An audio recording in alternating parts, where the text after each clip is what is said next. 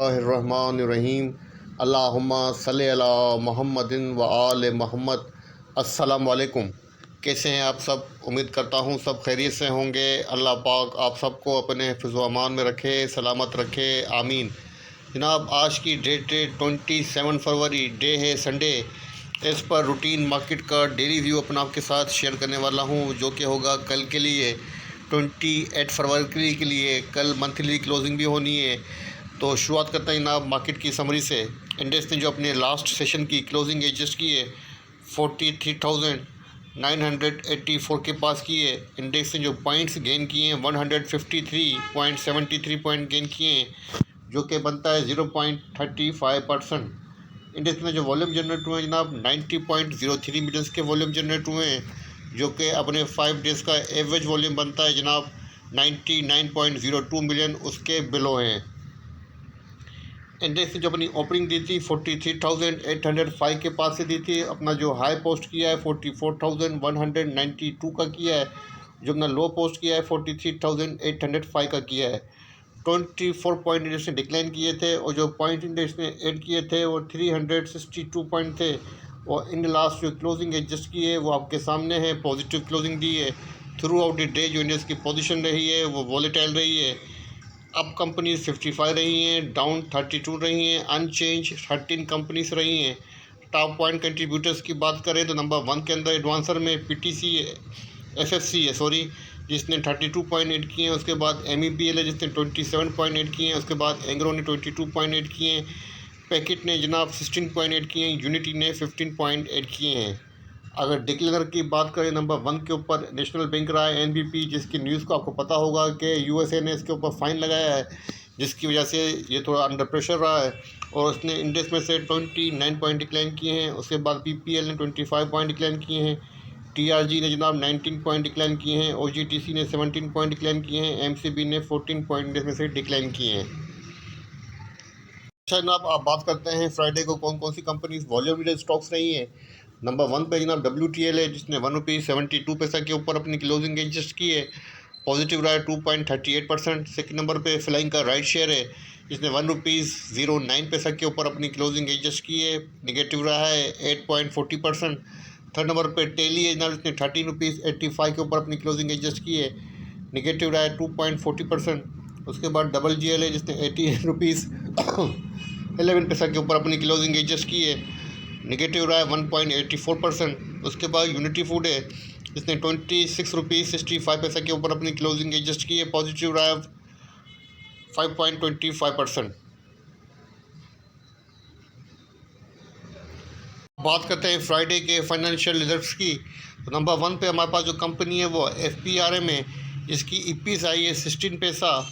Dividend वगैरह नील है जनाब। Q2 का ये रिज़ल्ट है। उसके बाद सेकंड नंबर पे DSIL है, तो जनाब आप देख सकते हैं जिसकी LPS आई है 11 पैसा, और ये Q2 का रिज़ल्ट है। उसके बाद STML है, जिसकी EPS आई है ₹11.12। डिविडेंड वगैरह नील है। Q2 का ये रिज़ल्ट है। उसके बाद PIM है, जिसकी EPS आई है 10 पैसा, और डिविडेंड वगैरह नील है। Q2 का ये रिज़ल्ट है। उसके बाद नंबर आता है जनाब PSL का, तो जनाब इसकी LPS आई है 2 पैसा। उसके बाद नंबर है जनाब INKL का, तो इसकी EPS आई है 54 पैसा। Q2 का ये रिज़ल्ट है। उसके बाद है जनाब OMTEX, तो इसकी जो LPS है ₹1.23 आई है। उसके बाद नंबर आता है जनाब इलेक्सो का, तो EPS ₹16.81 आई है। ₹7 का आपको डिविडेंड भी दिया है। इसके बाद नंबर है जनाब शीज़ का, शीज़ान वालों का, तो यहाँ पर आप देख सकते हैं इसकी LPS आई है ₹5.33। डिविडेंड वगैरह नील है। इसके बाद नंबर है जनाब SGABL का, तो LPS 55 पैसा है। डिविडेंड वगैरह नील है। इसके बाद नंबर है जनाब REWM का, EPS ₹28.27 है। डिविडेंड वगैरह नील है। Q2 का ये रिज़ल्ट है। उसके बाद नंबर है SGPL का, LPS 17 पैसा है। इसके बाद नंबर है जनाब ORM का, तो जनाब इसकी जो EPS है 61 पैसा है। डिविडेंड वगैरह नील है। उसके बाद नंबर है जनाब क्विस का, LPS 5 पैसा है ये। Q2 का ये रिज़ल्ट है। उसके बाद डेल है, LPS 1 पैसा है। इसके बाद नंबर है जनाब मोडेम का, LPS 49 पैसा है। Q2 का ये रिज़ल्ट है। उसके बाद LPL है जनाब, जिसकी LPSI है ₹2.12 और रिज़ल्ट है जनाब ईयर एंडेड December 31, 2021 का। उसके बाद नंबर है जनाब सार्क का, तो इसकी EPS ₹1.20 आई है। इसके बाद नंबर है जनाब पैकेज पाकिस्तान का, तो इसकी जो EPS है ₹2.82 आई है।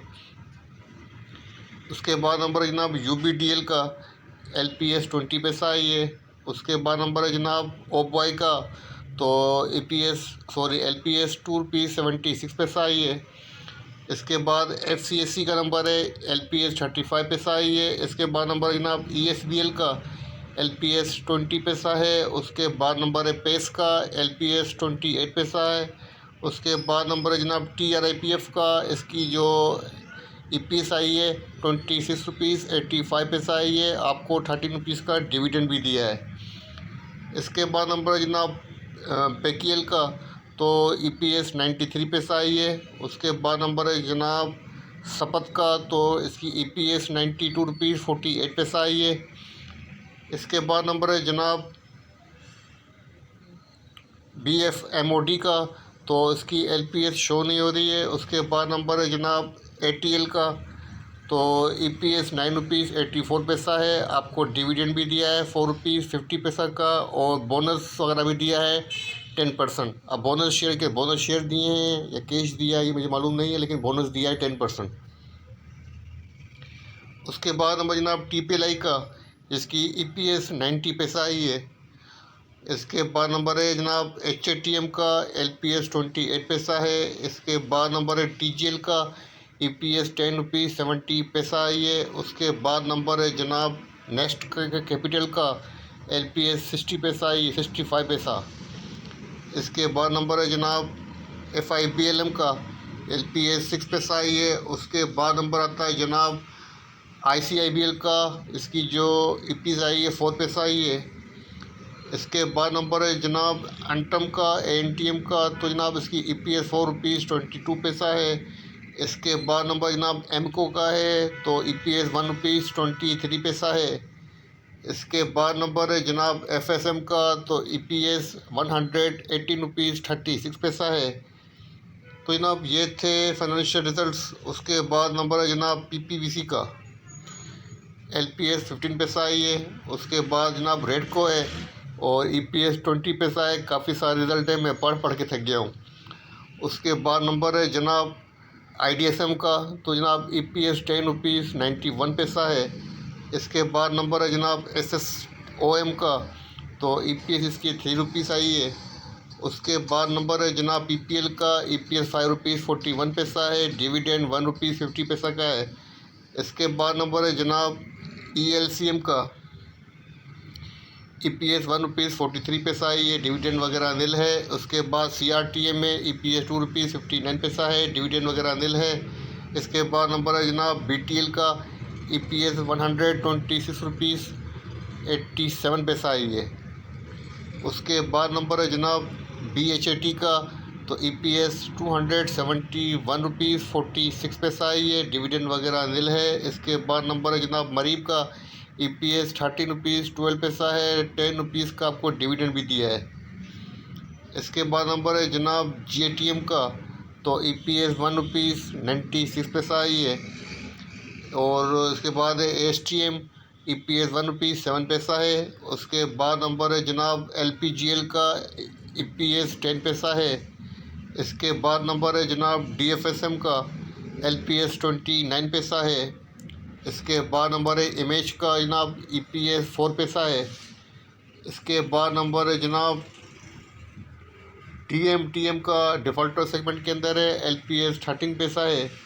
इसके बाद नंबर है जनाब DKTM का, इसकी जो EPS आई 9 पैसा है, ये डिफ़ॉल्टर सेगमेंट के अंदर है। उसके बाद नंबर है जनाब NICL का, EPS ₹3.66 है, ये ₹1 का डिविडेंड भी दिया है।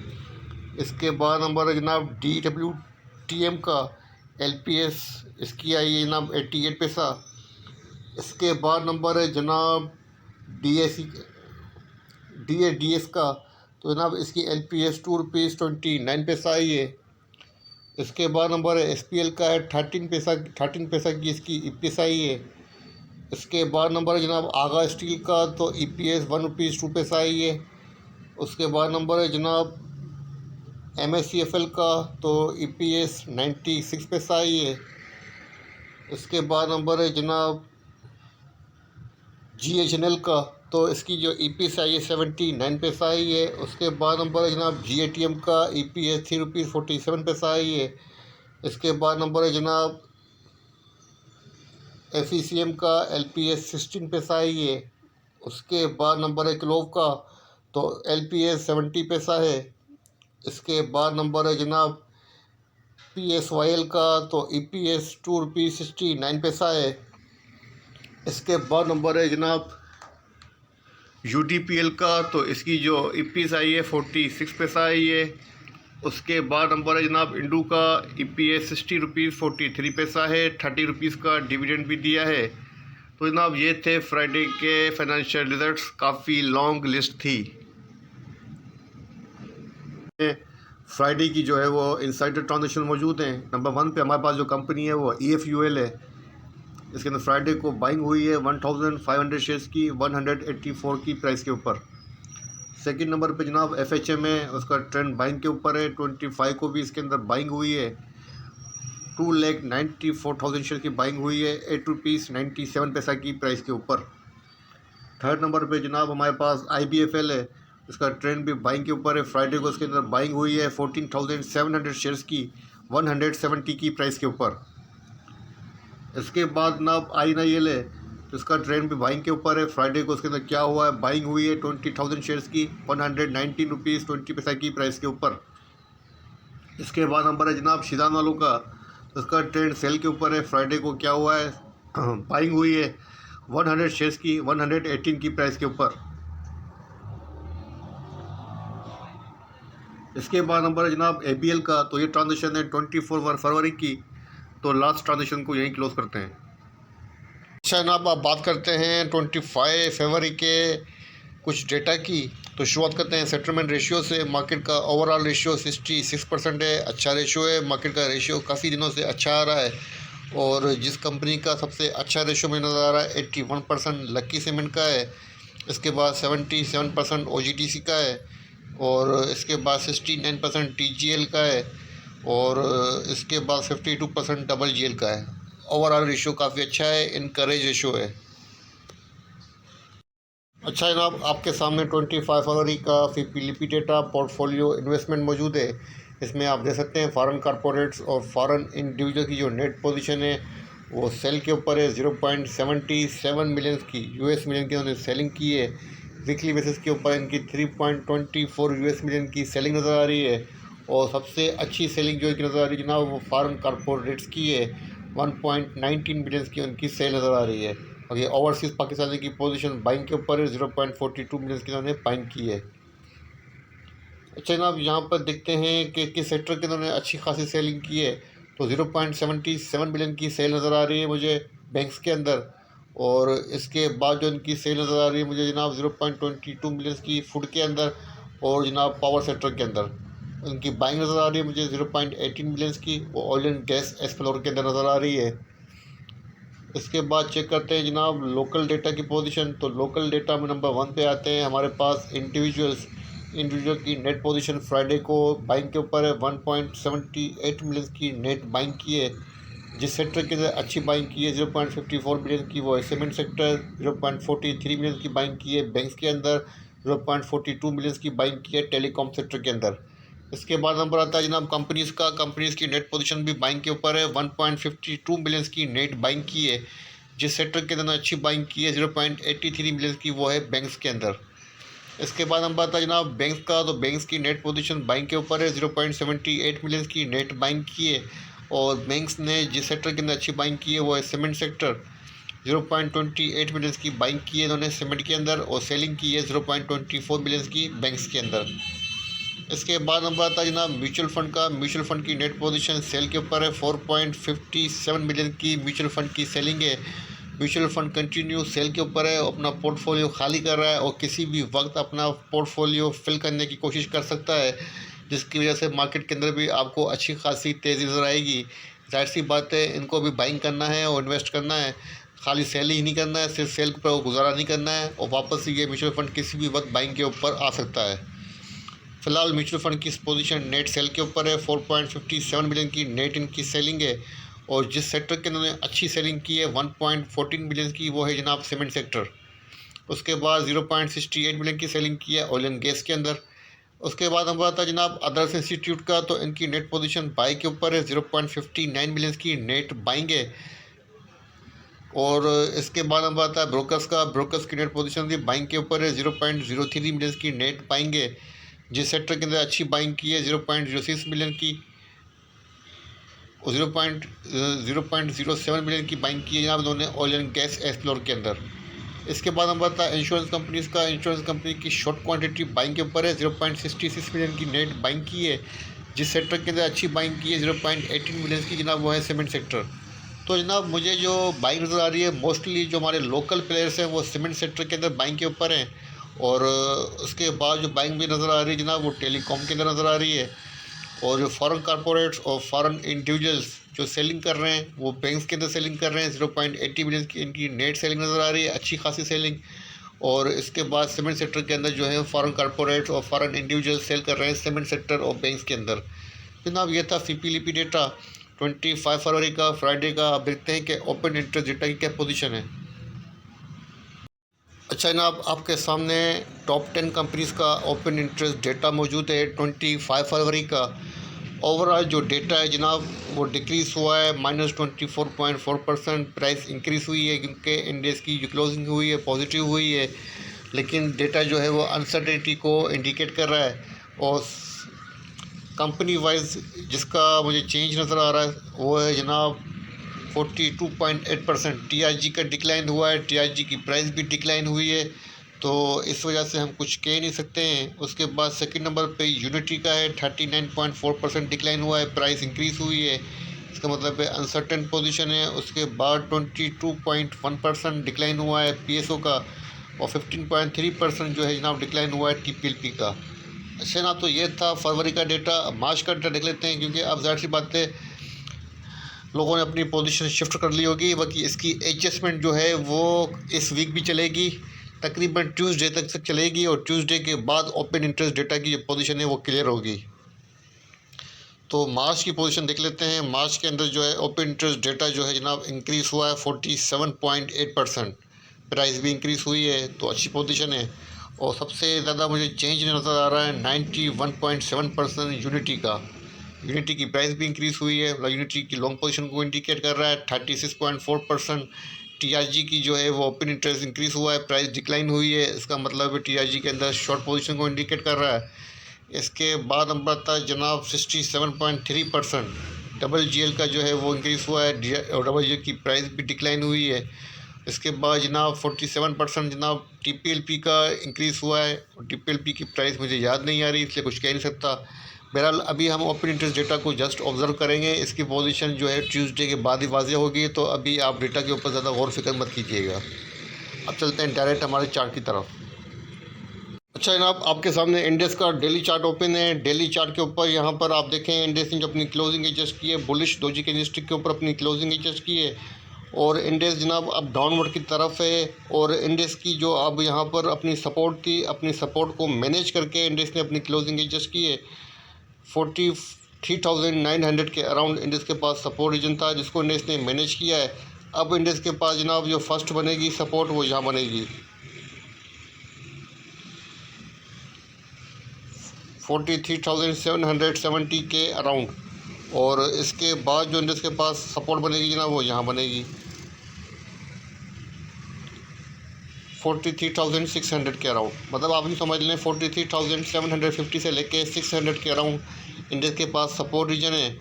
और अगर रेजिस्टेंस की बात करें तो फर्स्ट रेजिस्टेंस यहाँ बनती है 44,450 के अराउंड, और इसके बाद जो इंडेक्स के पास रेजिस्टेंस बनती हुई नज़र आ रही है मुझे जनाब वो यहाँ नज़र आती है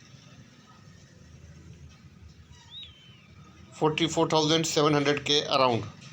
तो मतलब जनाब अब इंडेक्स के पास मल्टीपल सपोर्ट और मल्टीपल रेजिस्टेंस का सामना है, और फ़िलहाल जो है इंटरनेशनल अफेयर की वजह से मैं यहाँ पर कुछ कह नहीं सकता क्योंकि जब तक इंटरनेशनल हालात बेहतर नहीं होंगे इन्वेस्टर ट्रेडर्स साइड लाइन पर ही रहेंगे और जो सिचुएशन है वो अनसर्टेन ही रहेगी। तो मार्केट वोलेटाइल भी रह सकती है। कल मंथली क्लोजिंग भी होनी है और इंडेक्स अभी तक अपनी मंथली सपोर्ट 2 से बिलो ट्रेड कर रहा है। अब कल देखते हैं कि मंथली क्लोजिंग कैसी होती है। और वॉल्यूम वाइज यहाँ पर आप देख सकते हैं कि वॉल्यूम कल की निस्बत प्रीवियस डेज की निस्बत लोअर है और पोजीशन जो है जनाब आपके सामने इंडेक्स की डेली चार्ट के ऊपर वीक है। तो मेरे हिसाब से जो आपको स्ट्रेटेजी रखनी चाहिए, अगर आपकी बाइंग है तो अपनी बाइंग को होल्ड करें और प्राइस के अंदर स्ट्रेंथ आती हुई नज़र आए तो अपनी प्राइस को, अपने स्टॉक्स को आप जो है वो सेल करने की कोशिश कीजिए। 50% भले होल्ड कर रखें अपनी पोजीशन, लेकिन 50% को आप सेल करने की कोशिश कीजिए, ये बेहतर होगा। और देखते हैं, वेट एंड वॉच की स्ट्रेटजी रखें, अल्लाह पाक बेहतर करेगा। आगे अगर हालात मज़ीद अच्छे हुए तो फिर इंडेक्स के अंदर भी बेहतरी नज़र आएगी। लेकिन जब तक हालात के अंदर टेंशन रहता है तो फिर मार्केट भी अनसर्टेन ही रहेगी और कुछ कह नहीं सकते कि मार्केट किस तरफ जाएगी। लेकिन फ़िलहाल मार्केट की पोजीशन काफ़ी वीक है और यहाँ से डाउनवर्ड के चांसेस ज़्यादा हैं और स्ट्रॉन्ग होने के चांसेस मुझे कम नज़र आ रहे हैं। तो इसी स्ट्रेटजी को सामने रखते हुए काम कीजिएगा। और अगर आप रिस्क टेकर हैं तो बेशक आप रिस्क ले सकते हैं, डे ट्रेड की पोजीशन ले सकते हैं, लेकिन उन स्टॉक में लीजिएगा कि जो हाईली ओवरसोल्ड हो, ताकि आपका मिनिमम रिस्क रखे जो है वो मिनिमम रिस्क रहे और जहाँ रिवार्ड का रेशियो आपके पास ज़्यादा रहे। ठीक है जनाब, तो ये था छोटा सा व्यू इंडेक्स का जो आपके साथ शेयर किया है। उम्मीद करता हूँ वीडियो पसंद आएगी। वीडियो पसंद आए तो लाइक कीजिएगा, दोस्तों के साथ शेयर कीजिएगा। अपने प्यारों का बहुत ख्याल रखिएगा, मुझे अपनी दुआ में रखिएगा। अल्लाह हाफिज़।